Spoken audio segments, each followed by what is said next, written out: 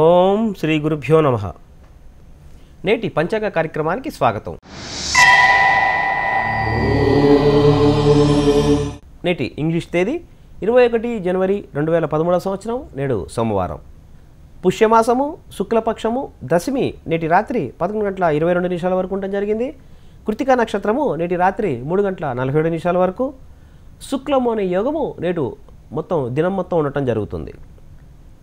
తైతుల అనే కరణము నేటి ఉదయం 10:02 వరకు ఉన్నది. దాని తర్వాత గరిజ అనే కరణము నేటి రాత్రి 11:22 వరకు.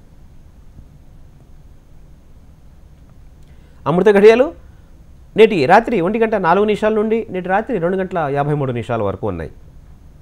దుర్ముహూర్తము నేటి మధ్యాహ్నం 12:49 నుండి నేటి మధ్యాహ్నం 1:34 వరకు.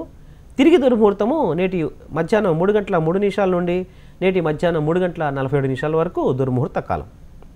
వర్జ్యం నేటి మధ్యాహ్నం 2:13 నుండి నేటి సాయంత్రం 4:02 వరకు వర్జ్యం ఉండటం జరిగింది. ఇది ఈనాటి పంచాంగ వివరాలు. మన పంచాంగ కార్యక్రమంలో ముహూర్తము నిర్ణయంలో ముఖ్యంగా మనం పాటించవలసిన అంశాల గురించి తెలుసుకుంటున్నాం. దీంట్లో ముహూర్త నిర్ణయంలో పంచాంగం అనేది ప్రముఖ పాత్ర వహిస్తుందని చెప్పి మన కార్యక్రమంలో నిన్న మొన్న తెలుసుకున్నాం మనం.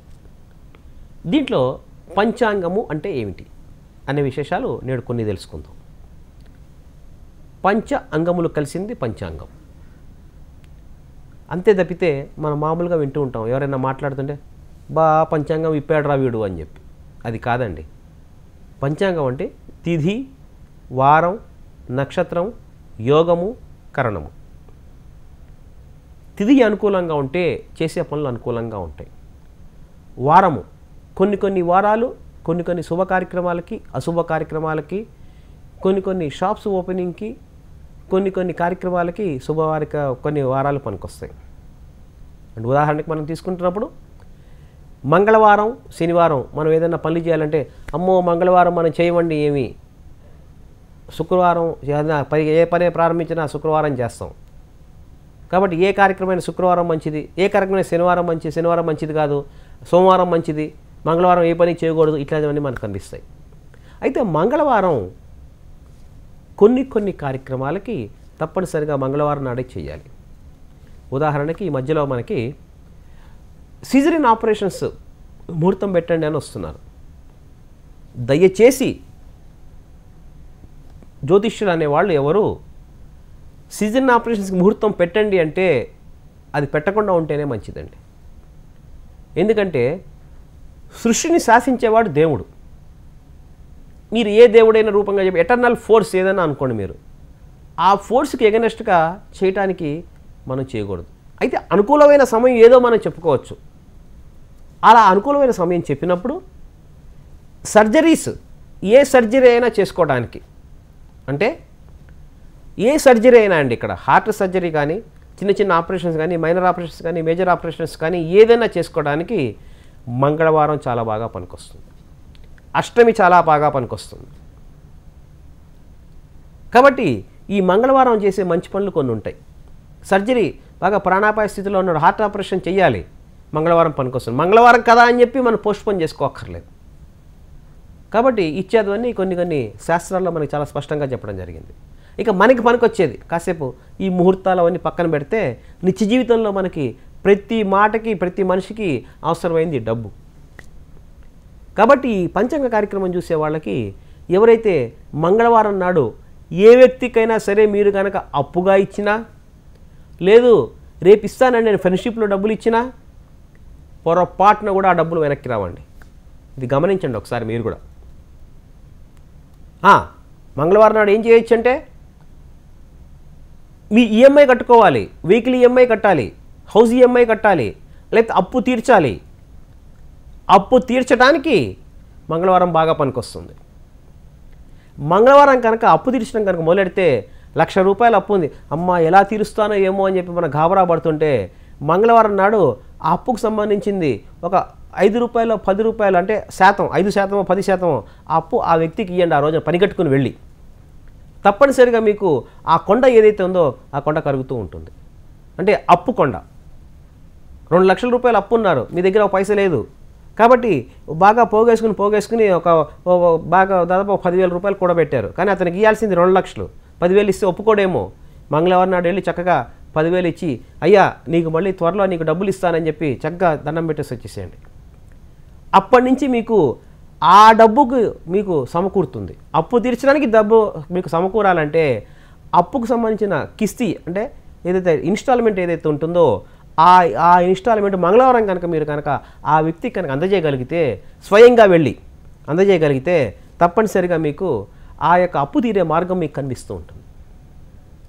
అలాగే అప్పు తీసుకోవాలంటే ఎప్పుడు తీసుకోవాలండి అంటే కనుక బుధవారం నాడు అప్పు తీసుకోవాలి. బుధవారం నాడు కనుక అప్పు ఇచ్చే వ్యక్తులు కూడా ఇది మనకి చెప్పుతుంది.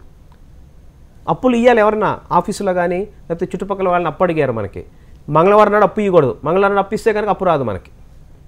అది ఎంత స్నేహితులైనా ఎంత ఫైనాన్స్ కంపెనీ అయినా మీరు గమనించుకోండి. అందుకనే కొన్ని ఫైనాన్స్ కంపెనీస్కి మంగళవారం నాడు సెలవు ఉంటుంది. బుధవారం నాడు మాత్రమే వాడు ట్రాన్సాక్షన్స్ మొదలెడతారు. కాబట్టి బుధవారం నాడు కనుక అప్పు కనుక ఇచ్చినా అప్పు తీసుకున్నా వీరికి సుఖమయంగా వాళ్ళిద్దరి వల్ల పొరపచ్చాలు రాకుండా గొడవలు రాకుండా ఉంటాయి. కాబట్టి ఈ వారాన్ని మనం తప్పనిసరిగా గమనించుకోవాలి. ఇక వివాహానికి వచ్చినప్పుడు ఆదివారం వివాహం కూడదు అని చెప్పి శాస్త్రం చెప్తోంది. కొన్ని సందర్భాల్లో మాత్రమే ఆదివారాన్ని వివాహానికి సమర్థిస్తోంది. అలాగే వారం, తిథి, వారం నక్షత్రాలు, కొన్ని నక్షత్రాలు అగ్ని నక్షత్రాలు ఈ యొక్క కొన్ని కార్యక్రమాలకు పనికిరాదు. గృహప్రవేశానికి వివాహానికి అగ్ని నక్షత్రాలు కూడదు. అలాగే రేవతి నక్షత్రంలో వివాహం కూడదు. పుష్యమి నక్షత్రంలో వివాహం కూడదు. ఇచ్చేదవన్నీ ఆ యొక్క ముహూర్త ప్రకరణలో మనకి చెప్పారు. కాబట్టి తిథి, వారం, నక్షత్రం యోగం ఆ పేరులోనే ఉంది. కాబట్టి కొన్ని అశుభ యోగాలు ఏవైతే చెప్పారో అశుభ యోగాల్లో ఏ కార్యక్రమాలు చేయకూడదు. యోగము వారము కలిస్తే కొన్ని అవయోగాలు ఏర్పడతాయి. కాబట్టి ఇచ్చేదవన్నీ గమనించుని తిథి, వార, నక్షత్ర, యోగ కరణాలు ఇవన్నీ చూసుకుని మనం ముహూర్త నిర్ధారణ చేసుకోవాలి. కాబట్టి ఇవన్నీ కనుక తిథి, వార, నక్షత్ర, యోగ కరణాలన్నీ కనుక అనుకూలంగా ఉంటే మనం ముహూర్త నిర్ధారణ చేసుకోవాలి. దాన్నే పంచకరహితం అన్నారు. పంచకరహితం అంటే ఏంటి, దాని గురించిన విశేషాలు, పంచగ్రహితం ఎలా చేసుకోవాలి, పంచగ్రహితానికి అవలంబించాల్సిన పద్ధతులు ఏంటనే విశేషాలు రేపటి పంచాంగ కార్యక్రమంలో తెలుసుకుందాం. స్వస్తి, సర్వే జనా సుఖినో భవంతు.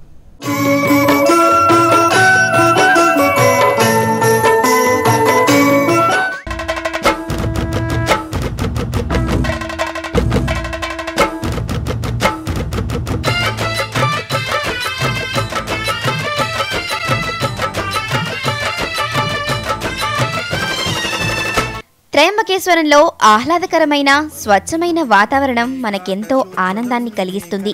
మందిరం బయట వాతావరణం ఎంత స్వచ్ఛంగా ఆనందదాయకంగా ఉంటుందో అంతకన్నా ఎక్కువ స్వచ్ఛత, పరిశుభ్రతలు గర్భగృహంలో మనకు కనిపిస్తాయి. త్రిసంధ్య క్షేత్రం, త్రికంటక గౌతమీ తటం, త్రయంబకం అనే 3 పేర్లతో పిలుచుకుంటారు. త్రిపురాసురునిచే పీడించబడిన సమస్త దేవతలు ఇక్కడకు వచ్చి నివసించారు. అదే సమయంలో వేల సంఖ్యలో ఋషులు కూడా ఇక్కడకు వచ్చి నివసించారు. త్రయంబకేశ్వర దర్శనంలో అతి ముఖ్యమైనది కుసావర్త తీర్థస్థలం. శ్రీ వోల్కర్ రావ్జీ సాహెబ్ పార్నేకర్ క్రీస్తు శకం 1690-91లో 3 లక్షల రూపాయలు ఖర్చు చేసి ఈ కుసాకర్త తీర్థస్థలాన్ని నిర్మించాడు. సింహస్థ పర్వకాలంలో గోదావరి స్నానం అత్యంత ఫలప్రదం. దీన్ని సమర్థిస్తూ పురాణాల్లో కూడా ఎన్నో ప్రమాణాలు మనకి కనిపిస్తాయి. ఈ పర్వకాలంలోనే ఏర్పడే కొన్ని విశిష్ట గ్రహ నక్షత్ర రాశుల కూటమినే కుంభ మహాపర్వం అంటారు. ఈ శుభ సందర్భంలో సమస్త సాధువులు, సన్యాసులు, మహాత్ములు ఈ కుసావర్త తీర్థస్థలంలో స్నానమాచరిస్తారు. త్రయంబకేశ్వర క్షేత్రంలో సత్యయుగం నుండి ఈ కుంభమేళా జరుగుతూ వస్తోందని పురాణాలు చెబుతున్నాయి. ఇక్కడ స్నానమాచరించి జలాన్ని సూర్యభగవానునికి అర్పిస్తే తక్షణమే ముక్తి లభిస్తుందని ప్రతీతి. కుసావర్త తీర్థస్థలంలో స్నానం చేయడం వల్ల లభించే పుణ్యం ఎంత గొప్పదో శ్రీ నామ్దేవ్ అద్భుతంగా వివరించారు. దీనికి ప్రదక్షిణ చేస్తే లభించే పుణ్యం అపారమైనది. అయితే మనుషుల పాపాలన్నీ నశించిపోయేది మాత్రం కుసావర్తిలోనే. భగవంతునికి కూడా తొలగించడానికి వీలు కాని పాపాలేవైతే ఉన్నాయో వాటన్నిటినీ రూపుమాపగల శక్తి, సామర్థ్యం కేవలం కుసావర్తానికే ఉన్నాయని యోగుల ప్రగాఢ నమ్మకం. కార్తీక మాసంలో 1000 సార్లు, మాఘమాసంలో 100 సార్లు, వైశాఖ మాసంలో 1,000,000 సార్లు గంగా స్నానం చేసిన వారికి ఎంతైతే పుణ్యఫలం లభిస్తుందో అదే ఫలం సింహస్థ కుంభమేళాలో కుసావర్తంలో ఒక్కసారి స్నానమాచరిస్తేనే లభిస్తుంది.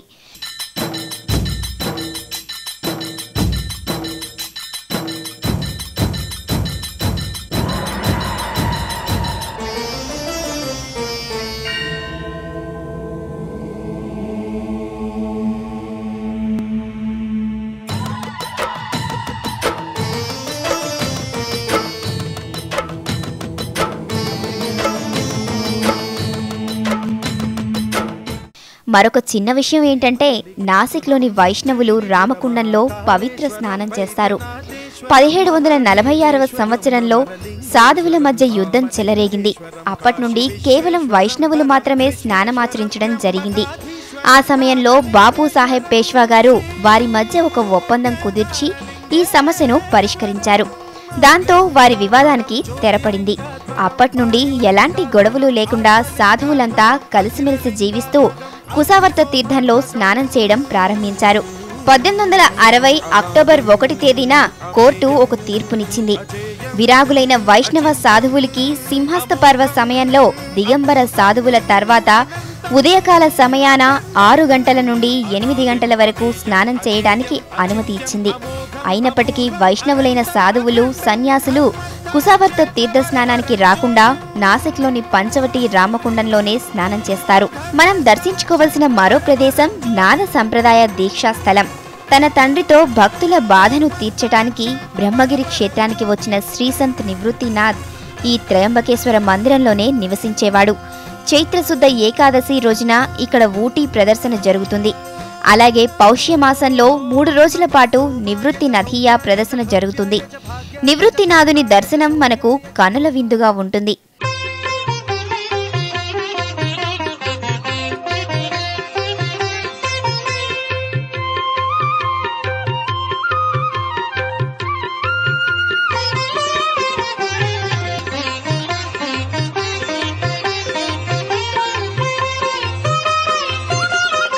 త్రయంబకేశ్వరుని మందిరంలోకి ప్రవేశించగానే మనకు శంకరస్తుతి, వందన, శివమంత్రాన్ని పఠించే విప్ర బృందాలు కనపడతాయి. వీరిని చూస్తూ మంత్రాలను శ్రవణం చేసుకుంటూ మనం మందిర అంతర్భాగాన్ని చూడగానే అక్కడ తక్కువ దీపకాంతిలో కనపడే దేవాది దేవుడైన శంకర భగవానుని స్వయంభూస్థానం దర్శనమిస్తుంది. వెంటనే మన శిరస్సులు భక్తి శ్రద్ధలతో కిందకి వాలి శ్రీ త్రయంబకేశ్వరుని ప్రాణవట్టం పైన ఉన్న ఆసనాల్లో బ్రహ్మ, విష్ణు, మహేశ్వరులు మనకు దర్శనమిస్తారు. ఒక పెద్ద కలశ నిండా నీరు పట్టేటంత గొయ్యి శివలింగం కింద ఉంది. ఇందులో అంగుష్ట పరిమాణంలో సాక్షాత్తు బ్రహ్మ, విష్ణు, మహేశ్వరులు మనకు దర్శనమిస్తారు. అభిషేక ప్రియుడైన త్రయంబకేశ్వర స్వామికి భక్తుల ద్వారా గోదావరి గంగోదకంతో పగలు రాత్రి కూడా అభిషేకం జరుగుతూనే ఉంటుంది.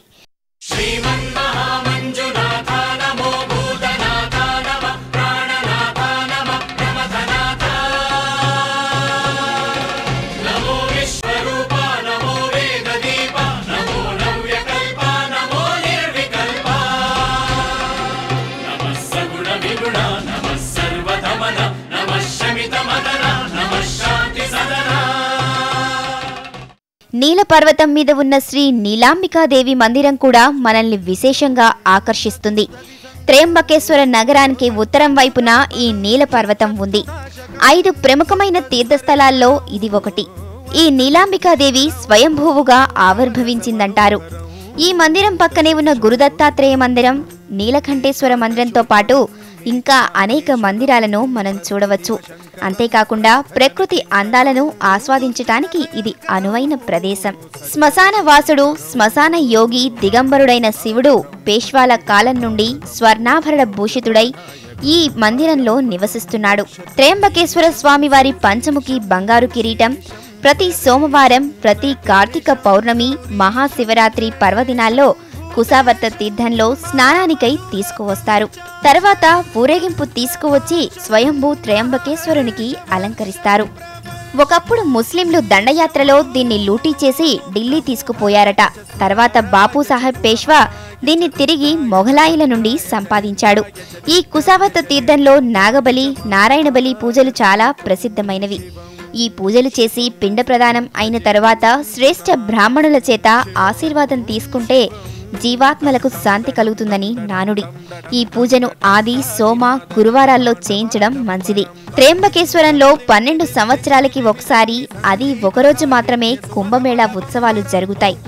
ఈ సమయంలో హిమాలయాల నుండి సాధువులు, గురువులు ఇక్కడికి వచ్చి తమ తమ పదవుల స్థాయి, గౌరవాల ఆధారంగా స్నానమాచరిస్తారు. మొదటగా దిగంబర సాధువులు స్నానమాచరిస్తారు. ఈ కుంభపర్వ సమయంలో బ్రహ్మ ముహూర్తంలో సూర్యోదయానికి 2-3 గంటల ముందుగా ఒక పెద్ద ఏనుగుల ఊరేగింపుతో వాటి మీద సాధువులలోకెల్లా ప్రముఖులైన సాధువులు ఉండి భజన చేస్తూ వెళ్తారు. ముందుగా దిగంబర, నాగ సాధువులు స్నానం చేయడానికి వీలు కల్పిస్తారు. ఈ ఊరేగింపులో ఏనుగులు, గుర్రాలు, వివిధ రకాల వాద్య యంత్రాలతో శంఖాలను గట్టిగా పూరిస్తూ ముందుకు వెళ్తారు. వీటికి కావలసిన ఏర్పాట్లను మహారాష్ట్ర ప్రభుత్వం, స్థానిక మున్సిపాలిటీ వారు చేస్తారు. సౌరాష్ట్ర సుందరం సౌమనాథేశ్వరం శ్రీశైల మందిరం శ్రీ మల్లికార్జునం ఉజ్జయినిపుర మహాకాళేశ్వరం. శివస్వరూపమైన బ్రహ్మగిరి పర్వతాన్ని కూడా మనం ఇక్కడ చూడవచ్చు. బ్రహ్మగిరి ఎత్తు సముద్ర మట్టం నుండి 4248 అడుగులు. ఇది త్రయంబకేశ్వర నగరం కన్నా 1800 అడుగులు ఎత్తులో ఉంది. సేఠ్ గణేష్ దాస్ గజ్జర్ వీరిద్దరూ పంజాబీ సోదరులు. వీరు 1908వ సంవత్సరంలో 2 లక్షల రూపాయలు ఖర్చు చేసి ఈ పర్వతంపైకి రాకపోకలను సాగించడానికి 500 మెట్లు, ఒక ధర్మశాలను నిర్మించారు. ఇప్పుడున్న బ్రహ్మగిరి పర్వతం యాదవుల కాలంలో ఒక గిరిదుర్గంగా ఉండేది. 1750వ సంవత్సరంలో ఇది నిజాం ఆధీనంలో ఉండేది. తర్వాత షాజహాన్ పాలన కిందకు వచ్చింది. పేష్వా కాలంలో ఈ కోట పరిస్థితి చాలా బాగుండేది. అహల్య, వైతర్ని అనే నదులు ఈ పర్వతం మీదే ఉద్భవించాయి. అంతేకాకుండా మనం ఇక్కడ గంగా ద్వారం, వరాహకుండం, గంగాసాగరం, బిల్వతీర్థం, గౌతమ తీర్థం, ఇంద్రతీర్థం, గాయత్రి మందిరం, బాలాజీ మందిరం, పరశురామ మందిరాలతో పాటు ఇంకా అనేక మందిరాలను దర్శించుకోవచ్చు.